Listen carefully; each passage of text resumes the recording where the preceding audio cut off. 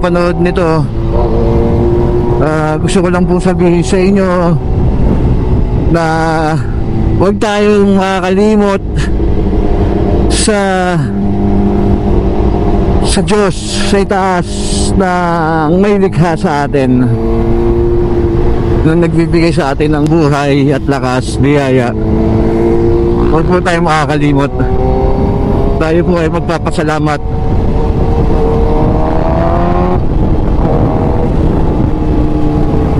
Mula pa lang sa paggising natin sa umaga, magpasalamat tayo at tayo nagising, at sa lahat ng mga biyayang natatanggap natin, at humingi tayo ng tawad sa Diyos at sa tao na nagawa natin ng pagkakamali at kasalanan.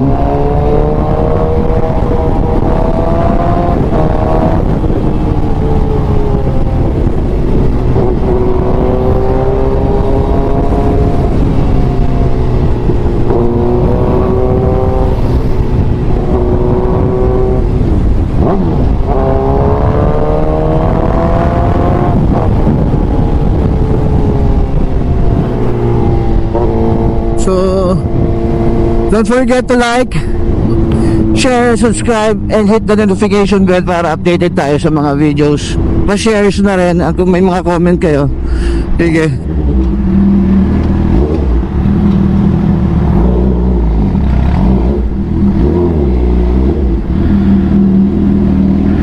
So, subscribe.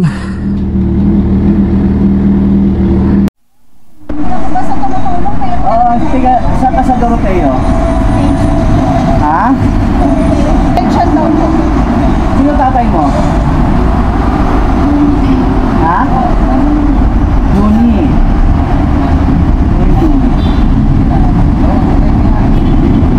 Ano nanay mo? Ha? Nancy daw po. Nancy, asan ang nanay mo? Alam na nanay mo bugan ng tatay mo? Ha? Ano walang ginagawa nanay mo? Ha? Anong tinutulungan? Sige, sabi mo. Anong tinutulungan? Takbo lang daw siya, sir, eh. Mama niya. Matagal ka nang binubugbog ng tatay mo? Walang ginagawa yung nanay mo. Bakit ka binubugbog ng tatay mo? Adik ba yung tatay mo? Lasinggero? May trabaho? Lagi kang binubugbog ang tatay mo?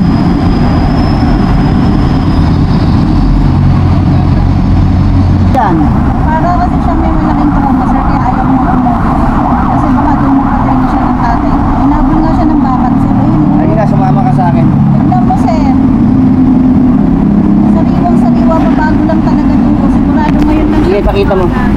Ngayon lang siya umaga binugbog, kaya siya pinatakbo ng nanay niya. Ano pangalan mo ulit? Ilan taong ka na? Nag-aaral ka? Saan?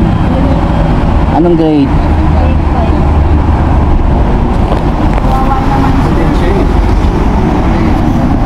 May chinelas ka? Wala? Wala nga, sir, tumakbo lang yung bata eh. Hindi kita iuwi. Tiwala ka sa akin, hindi kita iuwi, ha? Hindi kita iuwi. Akong bahala sa'yo.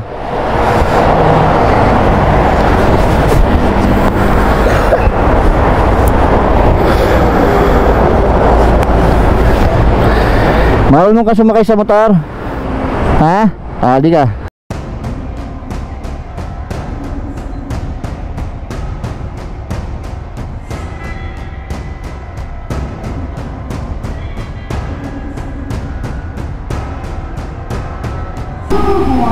Madalas daw sa bugbugin yung tatay. Papakulong ko yung tatay mo.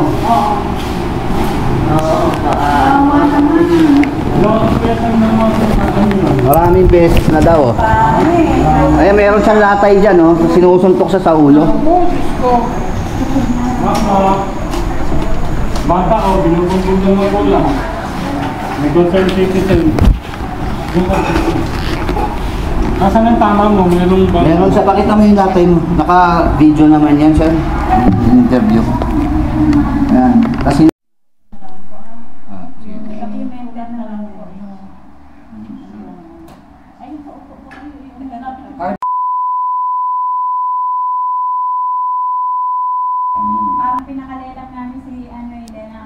niya. Oo.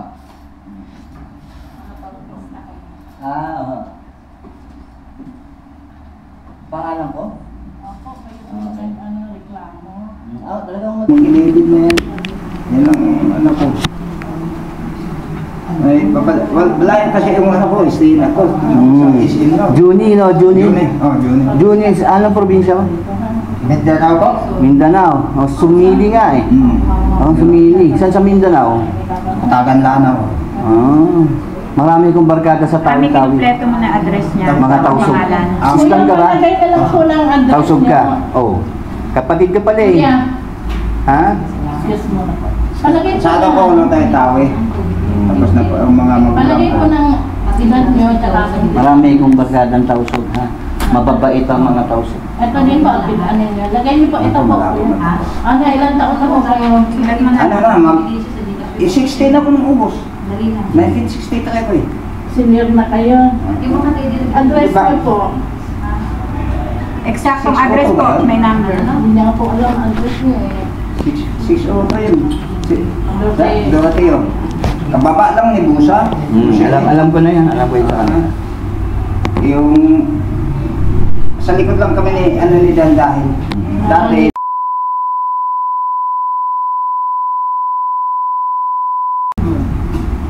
Lahat ng tambay doon kilala. alam na kung ano talaga. Oo nga. Ayoko lang na may nasasaktan na bata. Ayoko lang. Kahit hindi ko anak yan. Ha? Kaya sabi ko lang sa'yo. Salamat siya eh.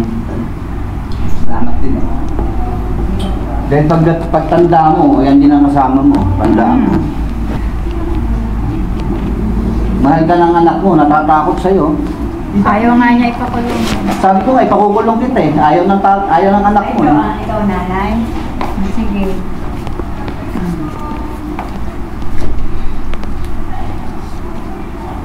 Sana hindi na maulit. Sige. Ay, magandang hapon po. Kapatid. Ang lilit pa ng anak mo. Ganyan ba talaga ang asawa mo sa mga anak? Salamat siya na natagpuan yung anak ko. Nako, sinasabi ko sa'yo, yung iba, kung hindi magkaanak, walang anak. Ikaw, may anak ka, yan ang kayanganan mo. Sir, hindi po natatapos dito yung ating ano ha, kasi titignan pa rin po yung ano nyo. Pag medyo mainit ang ulo mo, layo ka na lang. Salamat po. Ha? Layo ka na lang. Huwag mong iguho sa anak mo kung mayroong mang problema. Kasi minsan, kailangan talagang madala sa barangay para malaman na minsan yung ating pagkakamali. Kasi kung hanggang labas lang at walang mga dokumento, ulit-ulitin mo lang din. Kasi may mga ganyan, marami na babalita. Napatay nila yung anak nila sa bugbog, hindi nila namamalayan. Nagsisisi ngayon sa kanila. Hindi, yun nga, pag sobra tayo sa galit. Hindi natin kasi alam ang ginagawa. Hindi na natin kilala kung sino yung kaharap. minsan nahampas natin ang matigas na bagay, hindi naman natin sinasadyang tamaan sa ulo, eh, patay. Marami hong nangyayaring gano'n. At masama ho nun yung trauma ng bata. Natotrauma ho yung bata. Yun ang mas mahirap.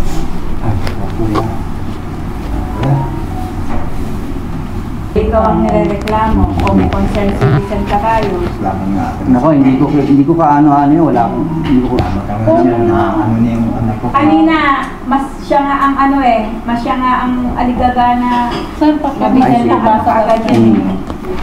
Dahil ayaw niya talagang may ganyan. Wala tayong magagawa pag may complainant tayo. Hindi na. Kuya, ang sinatantaw nila papa mo, tubok ka dito.